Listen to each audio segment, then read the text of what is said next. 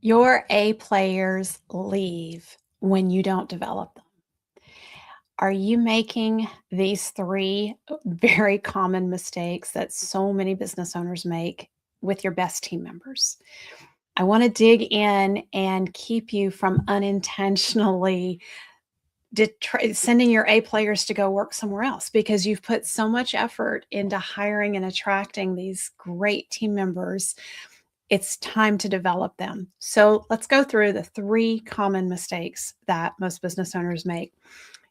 It's mistake number one, and this is the biggest mistake that I hear the most often, is you're avoiding delegating more to them because you don't want to overwhelm them. Well, here's the deal. A players crave opportunities for growth and advancement. If you hold back and don't delegate, you are creating unintentionally a glass ceiling in your business that those A players can never crack through. So the things that you hold on to that you think only you can do, or it's too complicated or it's too hard to write an SOP to train someone else in how you do something, those are probably the very things that your A players would love the opportunity to try and learn and grow into those roles. So you want to be delegating those things. A players need the opportunity to do the $10,000 an hour work in the business. You are doing some of that work. And when you delegate that to your A players, it frees you up to do even more $10,000 an hour work in the business, which leads me to mistake number two that so many business owners make with their A players. And that is keeping your A players in roles that do not align with their strengths. So here's the deal. A players are enthusiastic team members. They say yes to anything you ask them to do because they love being a part of the team and helping out.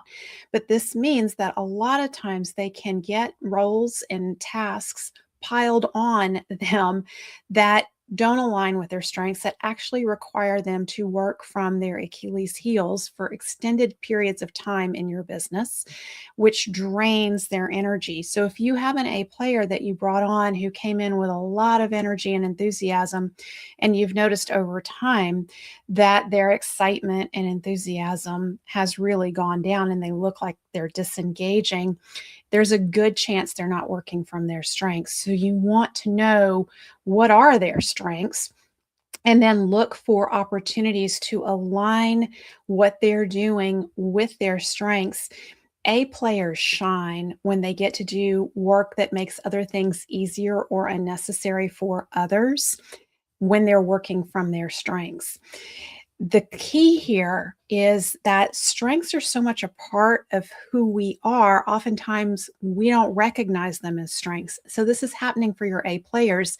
The things that come easy to them, they may be minimizing the impact that those things have on the company and the rest of the team.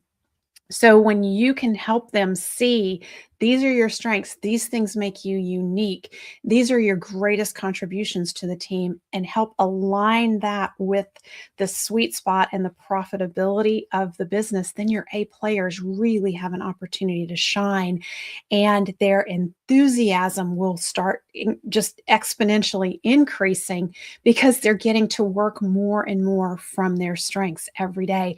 In leadership boot camp, I teach your A players what their strengths are. They take our people map assessment. We identify those strengths. And every week we are focused on how do you apply your strengths to make everything else easier or unnecessary for yourself or others in the business. This is where they start doing their $10,000 an hour work. Now, the third common mistake is keeping these A players in the position of having to run things by you and get your approval before they take action. When you have team members who think they need to get your approval for everything, you're creating that bottleneck in the business, which just keeps more work on you, the business owner, and you're already overloaded as it is. But what you're not realizing is what it's doing to the morale of your A players. They start to question their own initiative and they start holding themselves back from taking initiative.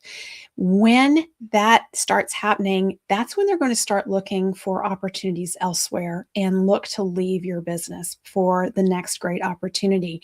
So you want to create the environment where your A players understand their strengths. They understand the sweet spot of your business, who your top clients and customers are, what your business does that is unique, and how your business serves them, and what drives the profitability of the business.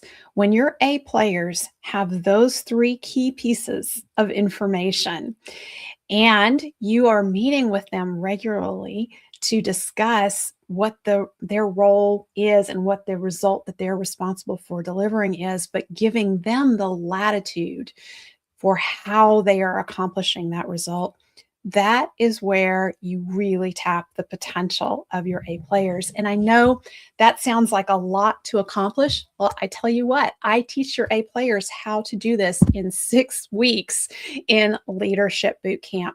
The transformation that you will see in their contribution to your business is going to blow your mind.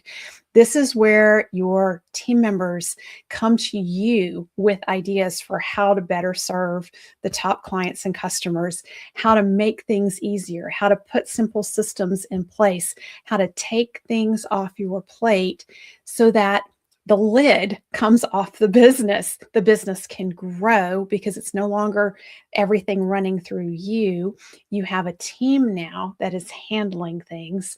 The growth happens and it happens more profitably because it's not just you, the business owner, paying attention to the profit. Now you have allies in your business who think like business owners.